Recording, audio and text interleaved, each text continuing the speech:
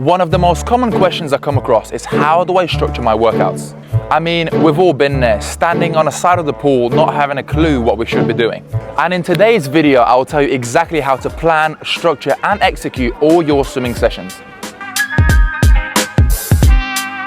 The first and most important thing before you even get into the pool is making sure you are warm.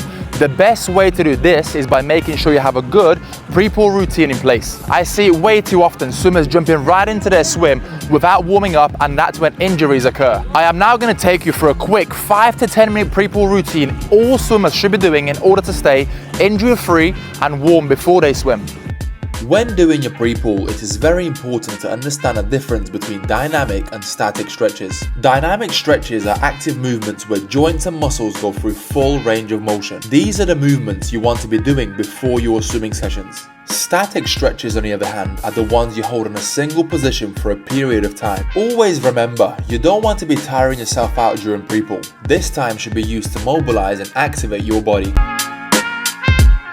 Before you begin your workout, you should have a clear understanding of what the goal of your session is going to be. There are 3 main zones that you should be considering before starting your session.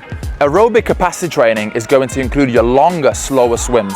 Depending on your ability and what you are preparing for, typically an aerobic session should consist of about 3,000 to 5,000 meters. Anaerobic threshold training is the second zone, and it revolves around training at 70 to 90% of your maximum heart rate. Including time swims during these sessions is a really good idea. If you are looking to swim at a certain pace over a longer distance, doing a set of 100 meters, aiming to hit that pace is exactly what you should be doing. And the final zone is anaerobic speed training, and this is going to include all your fast 25s and 50s, really just trying to go as fast as you possibly can while still trying to maintain your technique. Now, this doesn't mean you have to do all 3 during a week's of training. However, if you want to start seeing real progress, including all 3 in your swim workouts will be a great idea. As most of you already know, during a swimming session you should always do a good warm-up, followed by a main set and finish off with a good swim down. But how much of each should you be doing? Most people simply rock up to the pool and swim their required volume. Unfortunately, this way of training is not going to optimize your results. Your warm-up should generally consist of 200 to 800 meters. This is also a great time to use your equipment such as fins, paddles, and snorkels. Be sure to include some kicking as well as pulling to get you pumped up for the main set. Once you are warm, it is now time to dive into the main set. This should take up the majority of your session. Depending on what your focus is that day, aerobic, threshold, or speed work, you have to make sure that you are pushing yourself in training if you really want to see results.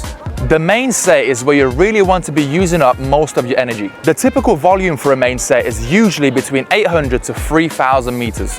The final and the most overlooked part of your session should always be a swim down. Especially after a hard session, it is crucial to bring your heart rate back down and flush out all the lactic acid your body has accumulated throughout the session. The length of your swim down will completely depend on the volume and the intensity of your main set. Meaning, if you did a really hard set, it's probably a good idea that you do a longer swim down. I highly recommend including things such as sculling and gentle kicking in your swim down part of the sessions, as this will improve and reset your feel for the water ready for your next practice. Now that you know how to structure your workouts, that doesn't mean you have to do the same thing over and over again. It is very important that you progressively make your sessions harder in order to get faster at swimming. There are 3 main ways in which you can do this. The first one is by simply increasing the amount of repetitions you are doing in your set. Meaning, if you started your season on 4 100s, make sure you are increasing those numbers to 5, 6, and 7 as you progress throughout the year. The second way is to decrease your turnaround times or your go times. This means you want to decrease the amount of rest you are getting in between each repetition. So if you started the season on 230, make sure you are challenging yourself and attempting to swim at faster times during your season. And the third and final way of making your sessions progressively harder is to simply swim at faster speeds. It is very important that you are timing yourself during training, as more effort doesn't always equal to faster times. You'll very often find that focusing your technique a little bit more can actually lead you to faster times. I've said it before and I'll say it again, technique should always come first. Once you have a good understanding of how to swim correctly, that's when you should start to introduce intensity. Always remember, swimming correctly takes time, so do not rush, take things one step at a time, and that's when you're going to start seeing results.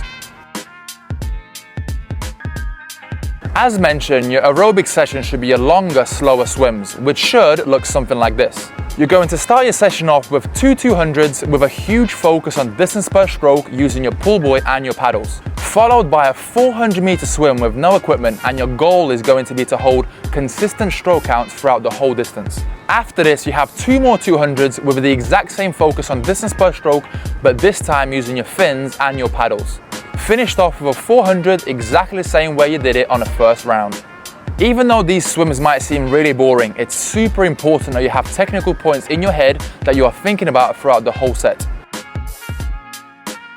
Threshold training is known to be as the hardest and the one people tend to avoid the most. But if you are serious about getting faster and seeing results, this way of training can really benefit you. During this set, you want to pick yourself a race-paced time, meaning if your goal is to hold 1:45 for a triathlon distance, 1:45 will be the pace you are trying to hold for this set. So your set will look something like this. Starting off with two 100s, aiming to hit 1:45 with a goal time of 2:30. After each set of 100s, you're going to have a 50 nice and easy to bring your heart rate back down. Followed by three 100s, once again aiming to hit 1:45 with a goal time of 2:30. 50 nice and easy, and finished off with four 100s, once again aiming to hit 1:45, going off 2 minutes 30. Always remember, the times I'm giving you are just an example. You always want to tailor your sessions to your ability. Meaning, if you are struggling to go off 2:30, feel free to give yourself more rest. During speed sessions, your only goal is to swim as quick as you possibly can without compensating on your technique. My personal favorite is doing descending or progressive sets, which will allow you to include slow technical swimming, which can then be taken into fast 25s while still maintaining your technique. A good speed session can look something like this. 4:25s descending 1 to 4, making sure your last one is your fastest one. Followed by 8:25s, odds as fast as you can, evens nice and easy with 30 seconds rest in between each 25. You can repeat this multiple times depending on your goals. And the final type of sessions that everybody forgets to do is technical based work. As I've said before, technique should be a priority, yet so many people don't do it. Regardless if you're a beginner or an advanced swimmer, I highly recommend you spending at least 1 hour a week just purely focusing on your technique. An example of a technique session would be something like this. 4:25s doing a drill of your choice, followed by a slightly longer swim where you are transferring all your technical aspects into your full stroke front crawl. This could be anywhere from 100 to 400 meters. Once again, completely depending on your ability and your goals. Make sure you're repeating your technical aspects until you feel comfortable doing them without always thinking about it, as this is how you know you have truly learned something. If you guys enjoyed this video, please like, comment and subscribe, and I'll see you in the next one.